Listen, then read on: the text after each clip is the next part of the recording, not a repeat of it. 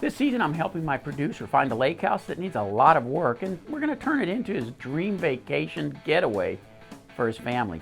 But he has to let me do all the renovations, and then the family can see when it's done.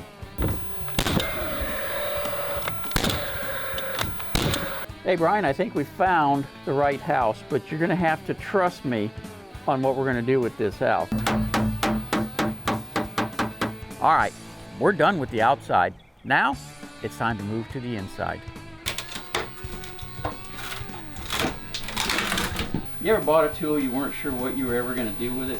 This is a chisel I saw, had no clue what I would ever use it for.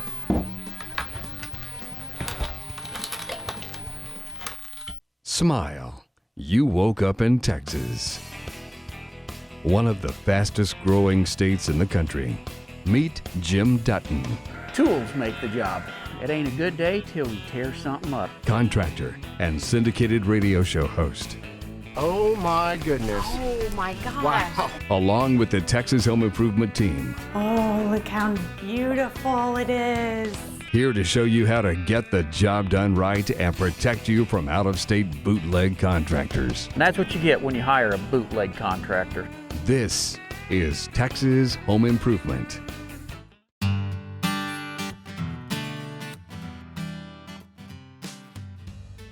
You know, the lake house project, it's really coming along. The outside is done. We got new windows and the siding, it really looks great. But now it's time to move inside. Today, I'm going to add that new laundry room, and we're going to do it by taking part of the master closet and converting it. So, let's get started.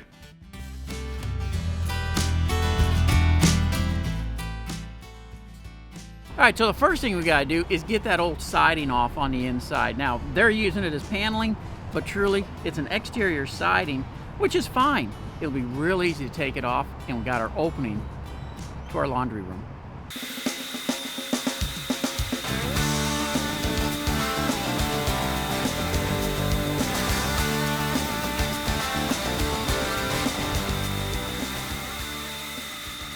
All right, anytime you're cutting wood, you want to make sure you set the depth of your blade for whatever wood you're cutting, because you don't need the blade hanging 2 inches below your cut. You'll be slicing through your sawhorses and everything else.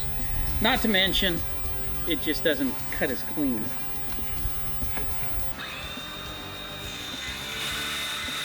For cutting paneling, thin plywood, things like that, I really do prefer using my cordless saw because the blades are so thin, it gives you a very nice, clean, finished cut. What we're doing here is we're making our header, and I'm putting this piece of plywood in between because when we put it up in the wall, we're going to be nailing it to a 2x4.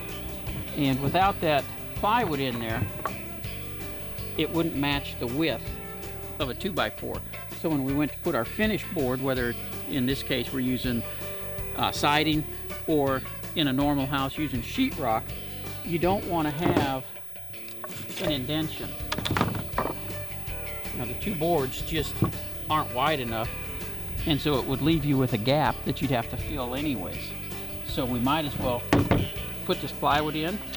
That adds strength to it and makes it easier to install. Yeah, one of the other advantages to going ahead and putting that plywood in is it stiffens it up. And like over a garage door, for instance, by having it stiffer, you don't get that sag that we always tend to see over garage doors. And it doesn't necessarily have to be plywood, especially like a garage door. A steel plate with bolts going through it will do a marvelous job. Now this is where the rubber meets the road. We gotta knock it into place, and look, it fits like it should.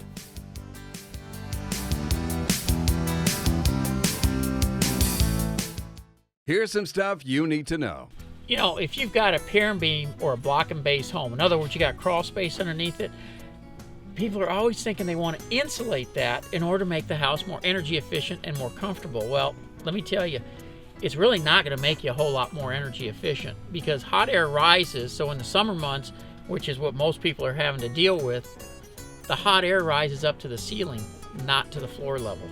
And underneath the home, it's typically cool. It stays pretty consistent year round. In the winter months, it's warmer underneath the house. In the summer months, it's cooler under the house. But the problem with putting insulation in here, you got some chicken wire holding the insulation up. Over here we got some tar paper holding the insulation up.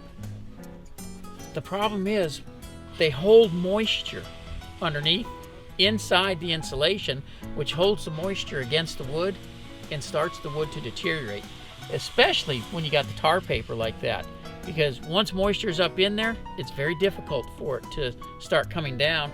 And you see this section where it's coming down? You know what's causing that? Critters. They start crawling up in that insulation because it's comfortable for them temperature-wise as well. If you're going to insist on insulating on a crawl space home, spray foam insulation, closed cell only. Open cell will tend to take moisture and hold it against the wood. Closed cell doesn't take on any moisture, keeps your wood nice and dry. In fact, from the inside of the home, when the air conditioner's on, it'll keep that wood dehumidified. Helps with your wood floors as well. Need more information? Go to our website, thipro.com.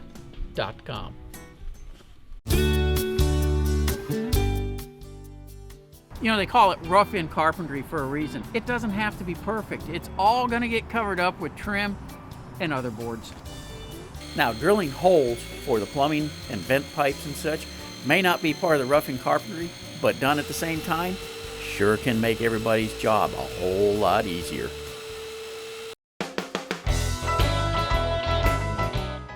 You know, when you're putting in a wall into a tight area like this, you don't have the option of pre-building it and then tipping it into place. So we got to build it in place.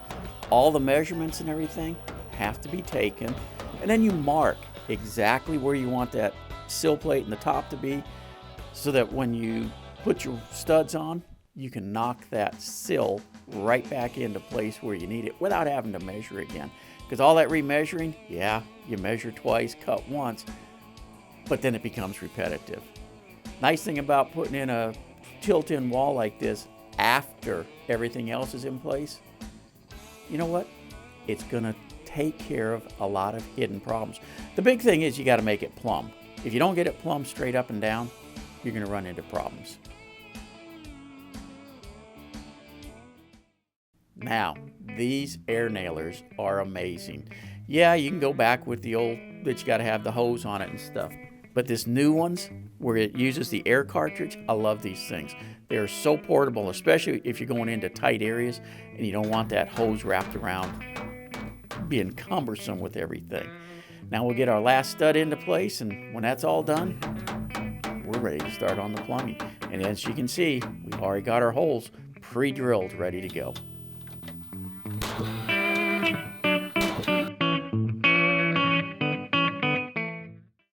So it's time to start putting our veneer back on. And in this case, we're not using sheetrock, we're using the original plyboard that we took off. And yes, this is an exterior siding, like we said before, but the beautiful part about using this, once it's put up in place, you don't have any tape and floating to do.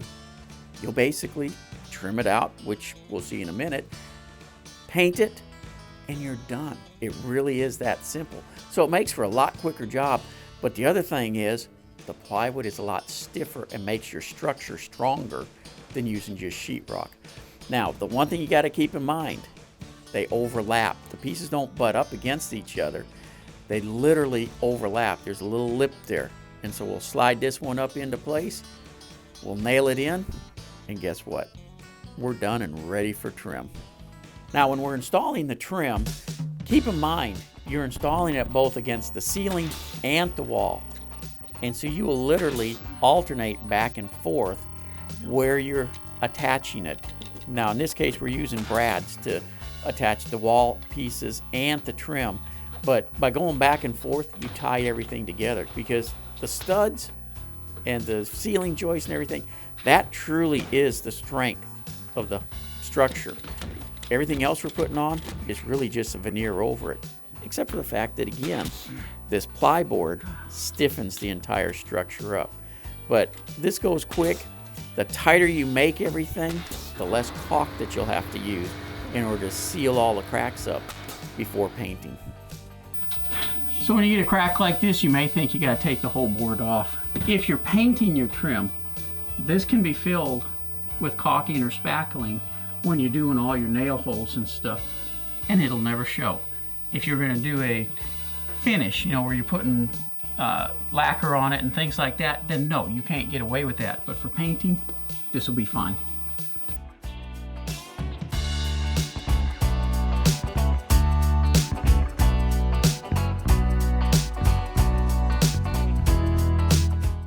Here's some stuff you need to know. All right, if you're getting ready to put any type of hard surface down, whether it's a tile or wood floors or anything like that, it's got to be level. Used to be we took whatever came. Nowadays we use these floor levelers, and the beautiful thing about these, they go down quick and easy. You can see it's pretty liquid. They spread it out, and what he's doing here is just using that long board as a screed to make it a long wipe. And the little tracks that you see on top, they'll lay down, and you can tile on this thing in 30 minutes or so. It's ready to go quick. And that's the important part. A job's got to stay moving, but you also have to have it level enough to do the job right, and that's what they're getting ready for here. You know, anytime you're adding something that has a faucet on it, a hot and cold faucet, like we're doing here with this laundry room, you got to get the water from somewhere. Well, this one's real simple. We're going across the hall where there's a bathroom. We'll grab our hot, our cold water, even a drain line. And what makes it so simple, this is a block and base house, so we're able to crawl up underneath. All the lines are there, ready, available for us, making it a simple project. Okay, so one of the biggest pain in the butts, whether you're doing siding, sheetrock, paneling, is when you got to cut out for items. And this particular spot, we got to cut for an electrical box, we got to cut for our water box, and we got to cut for a clean out, all on this little 3-foot wide piece. So we're real fortunate here. I'm gonna be able to cheat. Instead of having to measure, detail, and go out and mark it all, I'm gonna just tip the board up into place, go to the back side since it's open, and trace where I gotta do all the cutouts, and then I can cut it very simply.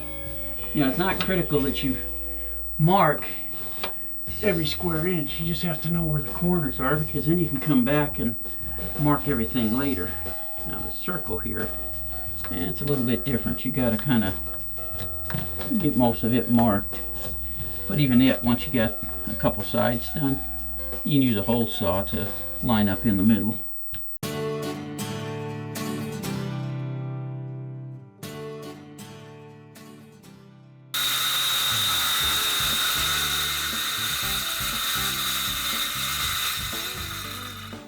You know, I've said this before, I love these little, you know, battery powered saws for doing things like this. One of the great things about doing a project like this, if you were using a skill saw and you get it into a bind, there's so much power in them, they'll kick and that blade can get a hold of you. Less likely for that to happen when you're using a little battery operated saw like this, because you can actually bind this up where the blade will quit spinning before it'll ever kick out on you.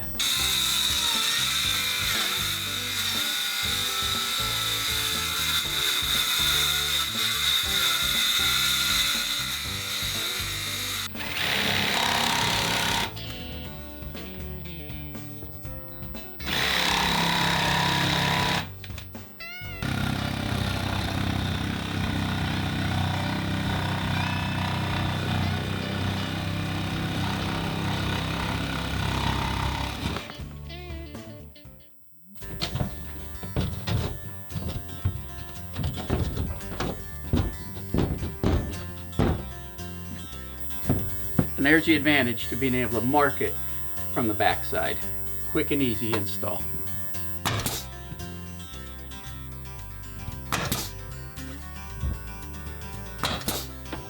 Okay, you may be wondering, how do I know where the studs are?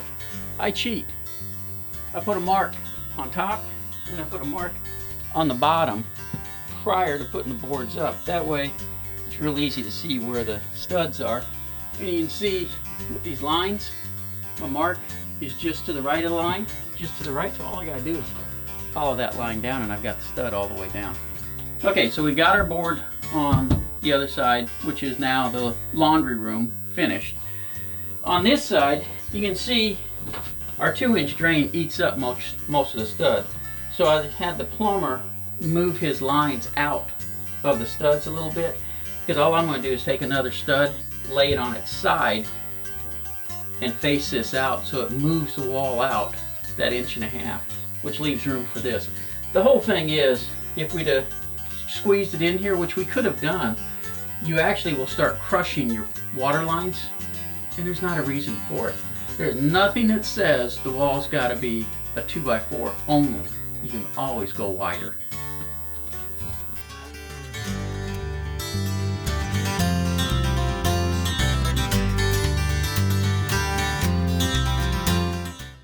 Ready Seal is a stain and a sealer for exterior wood. It goes on any type of exterior wood. Fences, decks, gazebos, pergolas, arbors, log cabins, barns, you name it. A lot of people out there, our customers, love our product. Why? Because of the ease of application. Very simple, easy to use.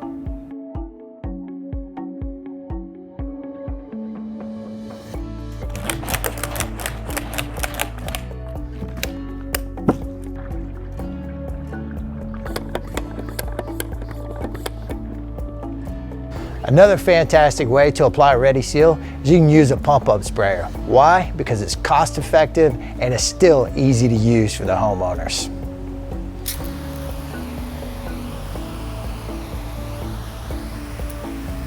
It's going to run down, it's going to self-level, and it's going to blend in perfectly.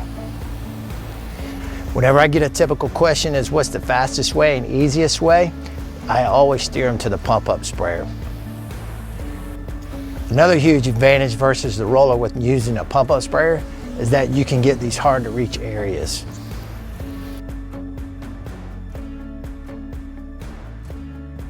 A pump-up sprayer is an easy, fast option that can handle just about any size project around the house. For more information, go to ReadySeal.com.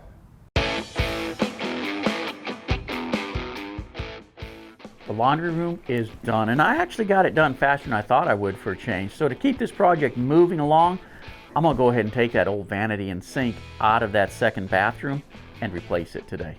You know, it always looks good to just hit stuff with a sledgehammer and take it out, but in truth, slow, methodical removal of everything actually makes the job go faster, because you're not doing a bunch of cleanup. You go and knock a piece of glass out, you got to do a bunch of cleanup to get all the pieces out. You go and start hitting all this stuff with a sledgehammer, you're going to break the plumbing. Now you got to deal with replacing plumbing. Slow, methodical removal of everything just makes it so much easier in the long run.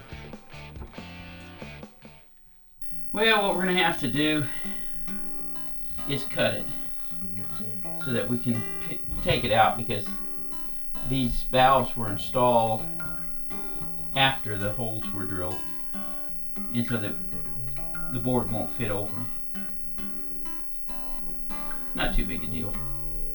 You ever bought a tool you weren't sure what you were ever going to do with it? This is a chisel I saw. Had no clue what I would ever use it for, because I have regular chisels, but it just, with the side tooth and these little teeth on the side, and how heavy duty this thing was, I said, I gotta have that thing. Well, I think I found a use for it.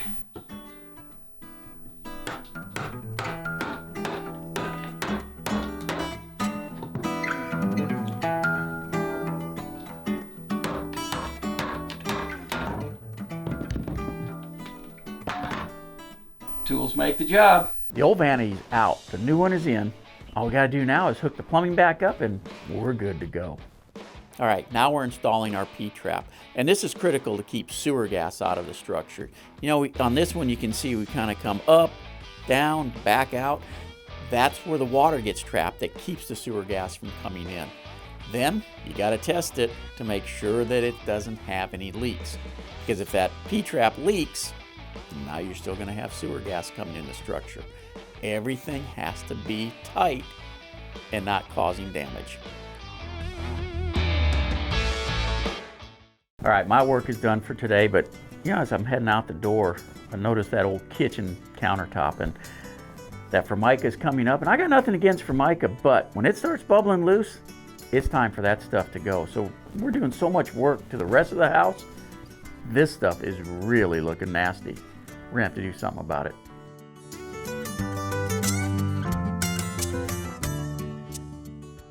next week on Texas Home Improvement. We're redoing a lake house.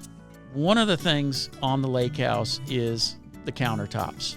Taking out old Formica countertops and putting in granite. On a lake house, we're going to be okay with that? The answer would be yes, but you probably want to be careful on a lake house. Hey, got a question during the week? Go to our website, thipro.com, and click on the Ask Jim button. If you're looking for a great contractor, one that'll treat you fair and get the job done right, go to thipro.com and take a look at the contractors in your area that I've already checked out. Don't forget to listen to Texas Home Improvement every Saturday and Sunday right here in Houston on News Talk 740 KTRH, which gives us the perfect cuts. Anything else? Well, if you want to talk about pain in the ass plumbing on that vanity. Yeah. For cutting plywood, I really do like, especially if you're doing paneling or something thin, I really do like you can... Stop. I keep leaving off that last part. Let's get started. If you don't, you're gonna have a big gap on both ends. And I'll bet this paper was just flopping around in that picture, wasn't it? The laundry room, hey, it's done. And I actually got it done faster than I thought I would. So for a change, let me change it. You know, they call it rough-in carpentry for a reason. It's all gonna get covered with trim anyways. Is that what it was? I don't remember. All right, we're teaming up today with another show that I produced, The Automotive Edge with Kurt Chase, for our second annual Hot Rods and Home Improvement. We got the best of both worlds. We got hot rods over there. We got that guy starting his car up. And so that sounds really cool. The old vanity is out, the new one is in. All we gotta do now is hook up the plumbing and we're good to go. And I really messed up. We got that laundry room done and it went a lot faster than I thought it was gonna go. So let's get this out of the way.